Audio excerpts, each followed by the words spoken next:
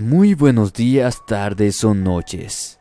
Espero se encuentren muy bien del otro lado de la pantalla, en compañía de su familia, sus amigos o su pareja, o quizá estando solos.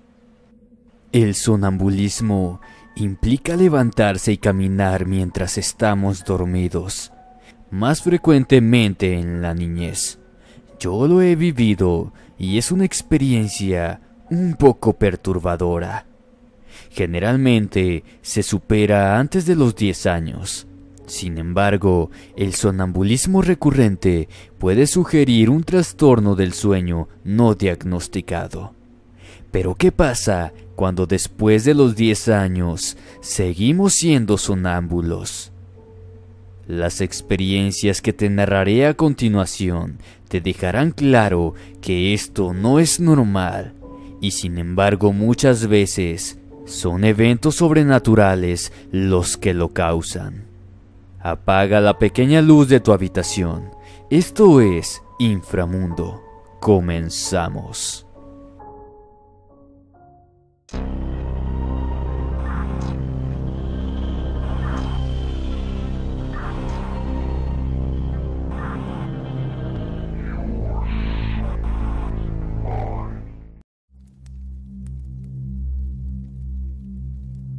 Sonámbulo brujeril. Historia basada en una experiencia real, vivida por Luis García, escrita y adaptada por Jesús Guzmán.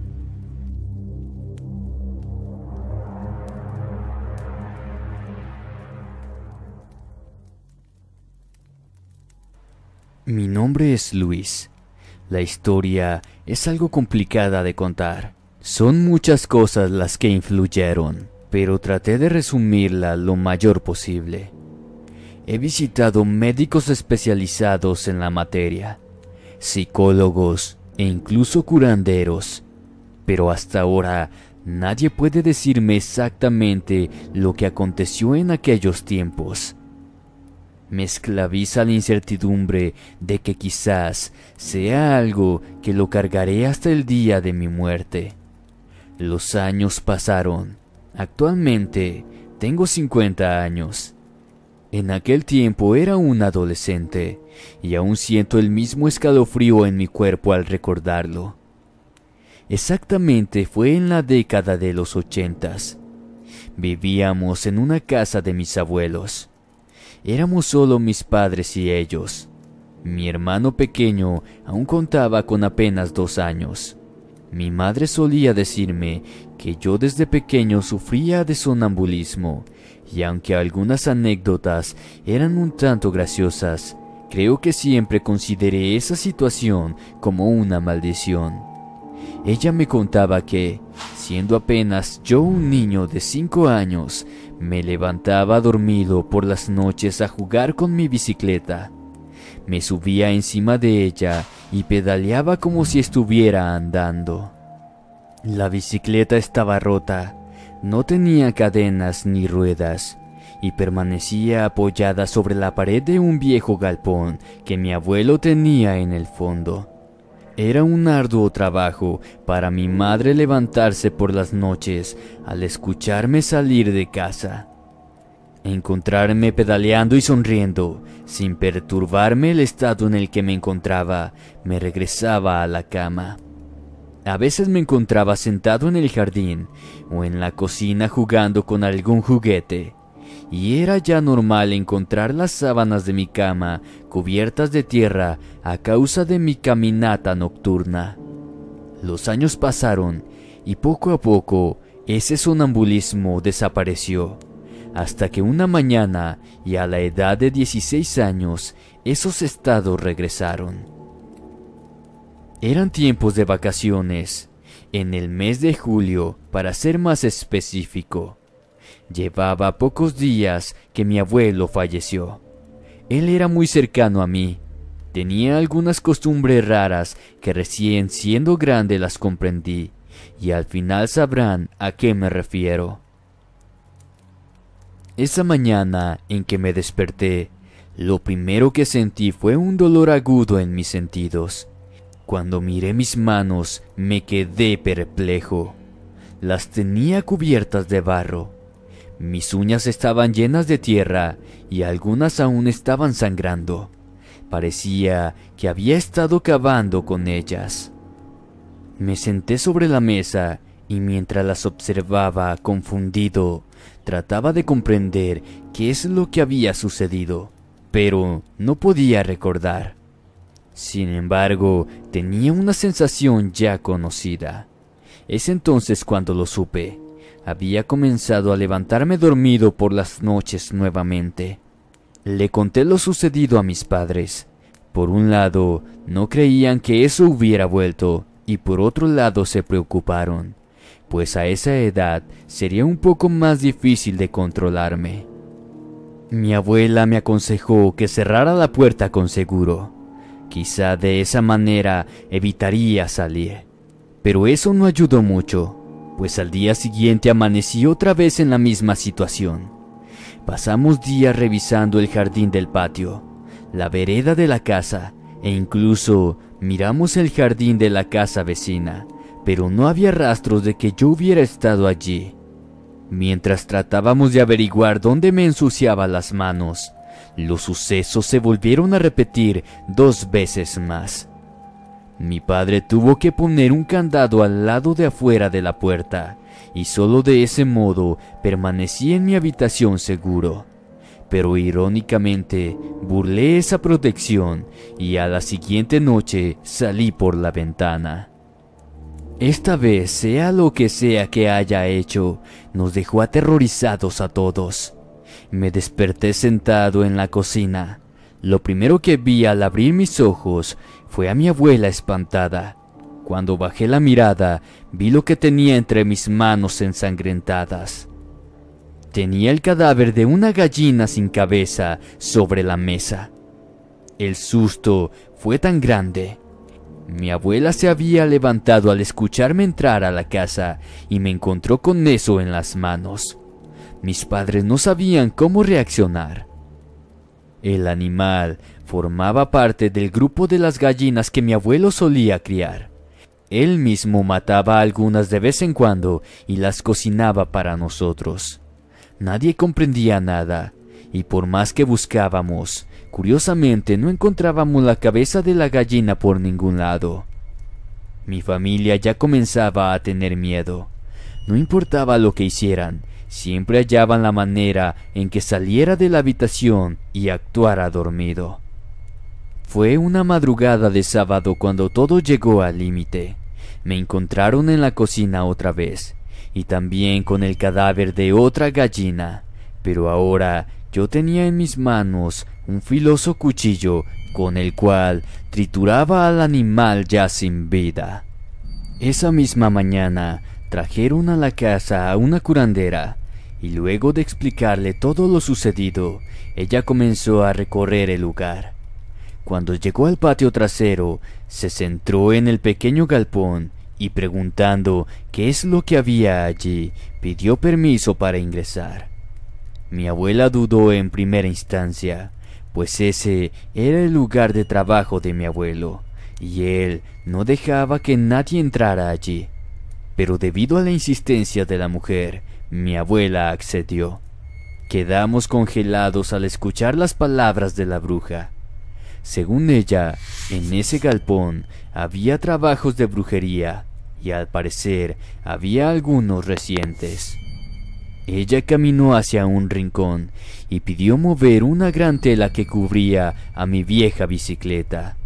Debajo del antiguo juguete había tierra removida. Ella comenzó a cavar con una varilla y encontró todas las cabezas de gallina que yo había escondido. No solo eran esas, también encontró restos de muchas otras cabezas más, disecadas ya de hace tiempo atrás. Esa mañana, después de que la bruja hiciera la limpia en la casa y se retirara, nos reunimos en la sala para dialogar sobre lo ocurrido. Apenas comenzaron, mi abuela rompió en llanto, y después de que lograran tranquilizarla, nos hizo una revelación verdaderamente impactante. Nos confesó que, pocos años antes de fallecer mi abuelo, se había introducido en el tema del curanderismo. Esa era la razón principal por la cual él comenzó a criar gallinas. Las utilizaba para hacer sus trabajos, y allí recordamos que tampoco nunca veíamos las cabezas de las gallinas que él cocinaba. Al parecer las enterraba en este lugar, algo que yo había comenzado a hacer estando sonámbulo. Pero la pregunta era ¿por qué? ¿Por qué había yo comenzado a hacer esto? ¿Qué sentido tenía que yo repitiera lo que mi abuelo hacía?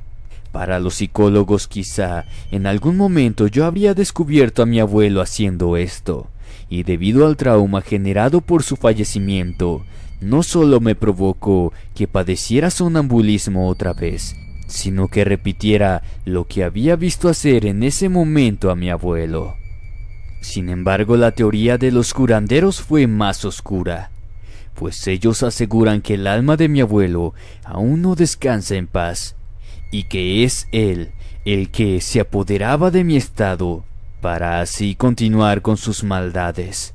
Sea lo que sea, las cosas dejaron de suceder desde ese día, y nunca más volví a levantarme de la cama dormido. Mi abuela falleció años después, aún arrepentida de no haber tratado de evitar que mi abuelo hiciera todas esas cosas. Mis padres aseguran que siempre notaron algo raro en él, pero que nunca imaginaron que sería algo de esa magnitud. Yo en realidad no recuerdo si en algún momento vi a mi abuelo haciendo eso, ni tampoco comprendo por qué yo también lo hice.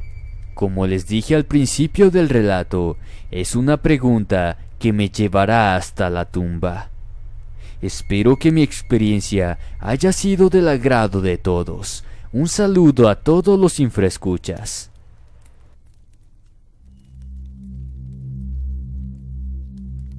El anciano sonámbulo. Historia anónima basada en un hecho real, escrita por Jesús Guzmán.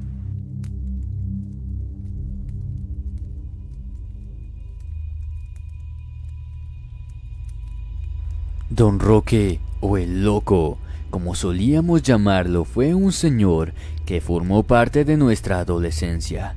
Fue muy apreciado por todos, y no solo por sus cualidades de buena persona, sino también por su compañerismo, que a pesar de su avanzada edad, solía compartir con nosotros esas noches de cervezas en la plaza del barrio.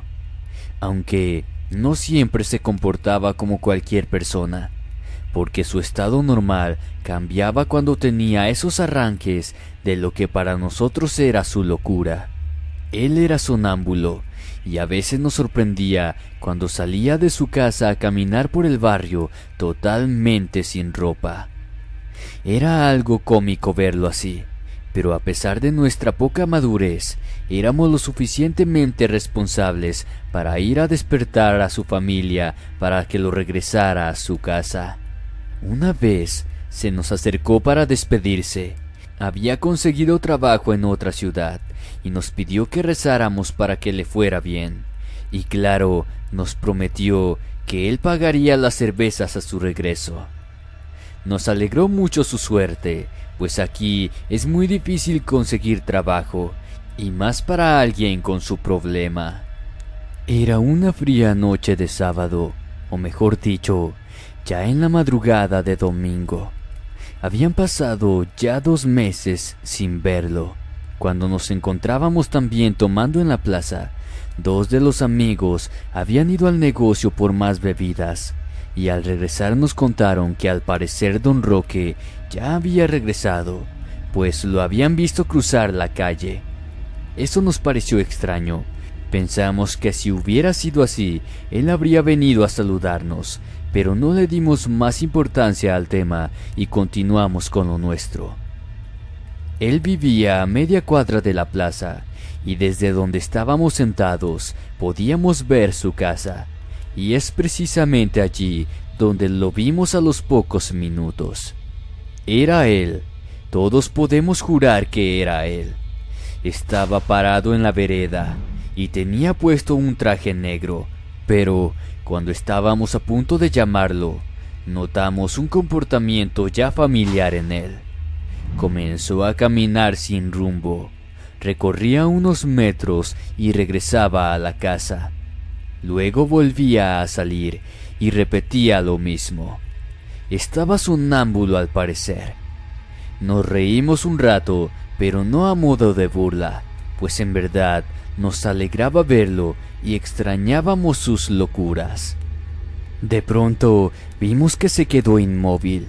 Se dio la media vuelta en dirección a nosotros y nos saludó con la mano para después comenzar a caminar en dirección a un oscuro baldío que había cerca de una esquina. De por sí, eso no era normal. Si estaba sonámbulo, no nos podría haber conocido. De igual modo, decidimos salir a buscarlo. Cuando llegamos al medio de la calle, todos vimos su silueta ingresar al baldío, algo que también solía hacer. Damián, uno de los amigos, se desvió en el camino para ir a la casa del señor y avisarle a su familia sobre su estado, como lo hacíamos siempre. El resto seguimos caminando. Grande fue nuestra confusión al llegar al baldío y no encontrarlo allí. Este era un lugar lleno de malezas, pero cercado, o sea que no había manera en que saliera del lugar sin que nosotros lo hubiéramos visto. Estábamos en eso cuando escuchamos el silbido de Damián. Al mirar hacia él, notamos que se encontraba con la esposa de don Roque afuera de la casa y desde allí nos llamaba. Nos dirigimos hasta él y a medida que íbamos avanzando, un escalofrío inmenso comenzó a cubrir mi cuerpo, pues lográbamos ver a la mujer que estaba llorando. Al llegar, vimos que Damián estaba temblando. Sus ojos expresaban terror y la señora lloraba desconsoladamente. De lo que nos enteramos en ese momento nos dejó congelados a todos. Era imposible que don Roque haya estado allí en ese momento, no solo porque él aún se encontraba en otra ciudad, sino porque minutos antes a la señora le habían informado desde la empresa que él acababa de fallecer en un accidente laboral en el mismo lugar. La familia estaba preparando el lugar para velarlo. Su cuerpo ya venía en camino, y hasta ese entonces solo ellos lo sabían. Guardo en mi corazón ese gesto que tuvo el alma de aquel amigo, y en mi mente aún puedo verlo saludándonos como lo hizo por última vez. Actualmente nosotros ya pasamos los 30 años. Seguimos reuniéndonos de vez en cuando en la misma plaza a compartir las juntadas, y aunque don Roque ya no está, hay alguien que nos recuerda a él. Uno de sus nietos, el más pequeño de todos, suele sorprendernos también cuando sale a caminar de madrugada por la vereda, durmiendo en un estado de sonambulismo, tal y como lo hacía su abuelo.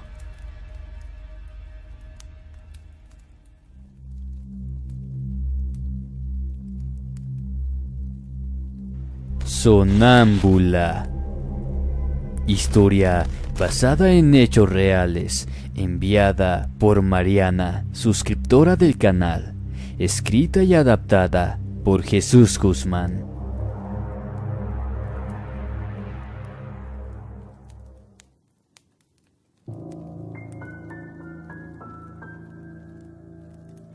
Mi nombre es Mariana. Soy de una ciudad ubicada al sur del país de Argentina. Estoy casada desde hace ya una década. Hoy en día tengo 3 hijos propios, entre ellos María José, la mayor de todos, y es precisamente ella la protagonista principal de esta historia. En el año 2001 conocí a Enrique, quien actualmente es mi marido. Yo venía de una relación fracasada y él también. Ambos ya teníamos hijos de nuestras relaciones anteriores. Mi niña María José tenía en ese entonces solo 5 años. Los 2 hijos de Enrique ya eran un poco más grandes.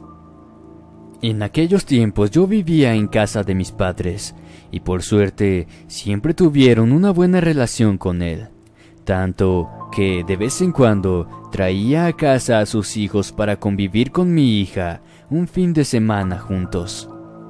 Ellos siempre fueron excelentes personas y hasta el día de hoy lo siguen siendo, pues todavía solemos reunirnos. Pasamos horas charlando y hay ocasiones en que recuerdan los momentos vividos de niños, sobre todo cuando sufrieron el susto más grande de sus vidas, en la que hoy es nuestra casa. Todo comenzó cuando nos mudamos a vivir solos. Esta era una enorme casa antigua que le pertenecía a los abuelos de Enrique, la cual llevaba deshabitada desde que fallecieron. El lugar parecía tétrico. Demoramos una semana en ambientarla, pero cuando finalizamos quedamos conformes. Debo recalcar que María José sufría de sonambulismo desde pequeña. Era muy común para nosotros escucharla hablar sola por las noches, o verla caminar por la sala en plena madrugada, totalmente dormida. Los médicos me dijeron que no me alarmara, que solo era una etapa más y que pronto se le pasaría. Sin embargo, lo aterrador de este relato sucedió precisamente en esos tiempos. Eran las 2 de la madrugada aproximadamente. Me desperté con sed y me levanté para ir a la cocina por un vaso de agua. Cuando pasé por la habitación de mi niña, escuché que estaba hablando con alguien. Me detuve, ingresé a su habitación y la vi sentada sobre el suelo. Tenía todas sus muñecas regadas por el piso, a excepción de una, que la tenía entre sus manos. Se la ofreció a alguien que supuestamente estaba sentada frente a ella. Obviamente estaba dormida. La levanté con mucho cuidado y la volví a acostar, algo que hacía siempre cada vez que tenía esos episodios. Ella nunca recordaba nada de lo que le pasaba. En algunas oportunidades se despertaba sola en medio de la sala y se asustaba, pero con el tiempo comenzó a comprender lo que padecía, perdiendo así el miedo. Por lo tanto, ya no tocábamos ese tema. Pero con el pasar de las noches, sus episodios comenzaron a ocurrir más seguido, y lo extraño era que se repetían de la misma manera. Al parecer soñaba siempre lo mismo, o mejor dicho, con la misma persona, pues la encontraba hablando con alguien a quien ella trataba como si fuera otra niña. Cada vez se volvía más confuso para mí, porque incluso hubo ocasiones en las que parecía discutir con la supuesta niña. Una mañana estábamos desayunando las 2 solas y quedé impactada al verle varios rasguños en sus brazos. Le pregunté qué le había sucedido y me respondió que Anaí, su amiga, se lo había hecho.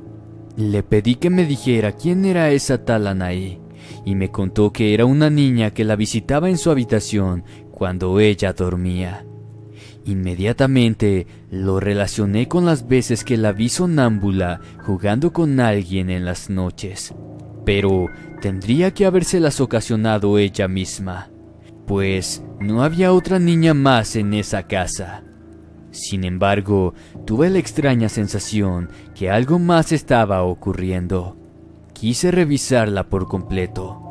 Al levantar su ropa, me quedé horrorizada al verle los mismos rasguños en su espalda.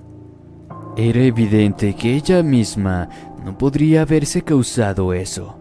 Quedé perpleja y por más que le pregunté una y otra vez cómo se lo había hecho, ella insistía que se trataba de Anaí. Esa noche hablé con Enrique. Él me pidió que no me preocupara, que quizá se lo hizo mientras caminaba sonámbula y que solo teníamos que estar más atentos. Dentro de todo, los rasguños eran solo superficiales y para tranquilizarme un poco me dijo que el fin de semana traería a sus niños para que compartieran con ella. Ambos coincidimos que eso quizá tenía algo que ver también. Era la única niña en la casa y casi no salíamos nunca. Pensamos que relacionarse con otros niños podría ayudarla a terminar con los episodios. Y así lo hizo. Cuando llegó el sábado trajo a sus niños y verla jugar alegremente con ellos me hizo olvidarme del suceso. Pero lo aterrador aún no comenzaba. Cerca de las 4 de la madrugada, unos fuertes gritos nos despertaron. Eran los niños de Enrique quienes nos pedían ayuda. Nos levantamos apresurados y corrimos hasta la habitación. Uno de los niños estaba de pie sobre la cama. El otro estaba tendido en el piso y mi niña completamente petrificada. Esa misma mañana los niños quisieron irse de la casa, asegurando que una niña los había despertado durante la madrugada y los invitaba a jugar.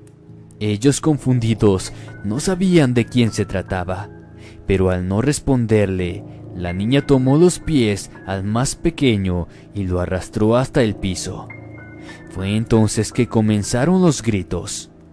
María José no decía nada al respecto, pero podía notar que en sus pequeños ojos un miedo que nunca antes había visto se manifestaba. Al llegar la noche y al quedar sola nuevamente, mi hija nos pidió dormir con nosotros, algo que accedimos sin dudar. Una voz de reclamo nos despertó. Era María José quien hablaba dormida. Al parecer estaba soñando nuevamente con esa niña. Le pedía que se fuera y que la dejara en paz. Ambos la abrazamos y tratamos de despertarla, cuando de pronto vi en la cara de Enrique un semblante de terror mirando hacia la puerta. Giré mi cabeza y también la vi. Era una niña parada bajo la puerta. Tenía un vestido negro y una cinta roja atada en su cintura. Su mirada fija en nosotros me hizo erizar la piel de tan solo verla. Enrique encendió la lámpara que teníamos al lado de la cama, pero aquella niña ya no estaba. Y en un momento dado, aquella niña había desaparecido. Fue como si se hubiera esfumado de la nada. María José despertó y comenzó a llorar. Repetía constantemente que Anaí se la quería llevar, y fue entonces cuando mi esposo reaccionó. Se empalideció al instante y entre una voz entrecortada le preguntó a la niña quién era Anaí, a lo cual le comencé a relatar lo que ella me había contado. Ese amanecer nos encontró a ambos bebiendo café en la cocina, desvelados. Solo mi hija había logrado volver a dormir. Enrique sacó varias fotos familiares de un viejo baúl que conservaba, y entre ellas, en una vieja y amarillenta foto en blanco y negro, me enseñó algo que me estremeció de horror. Allí estaba la misma niña que habíamos visto horas antes, con el mismo vestido y la misma cinta roja, la misma mirada. Se trataba de una tía de él que había fallecido ya hacía bastante tiempo. Murió de una extraña enfermedad a la edad de 11 años. Su nombre era Anaí. Desde aquel día comenzamos a ofrecer misas por el eterno descanso de su alma. Al parecer, aún no descansaba en paz, y poco a poco las cosas comenzaron a volver a la normalidad. Para María José, solo se trataba de una niña que se le apareció en sueños y que nunca existió. Pero para nosotros fuimos testigos de que el alma de esa pobre niña aprovechaba el sonambulismo de mi hija para poder así interactuar con ella. Con los años, tuvimos a los siguientes niños y por suerte ninguno de ellos fue sonámbulo como María José, aunque en más de una ocasión aseguraban ver a una niña caminar por la casa.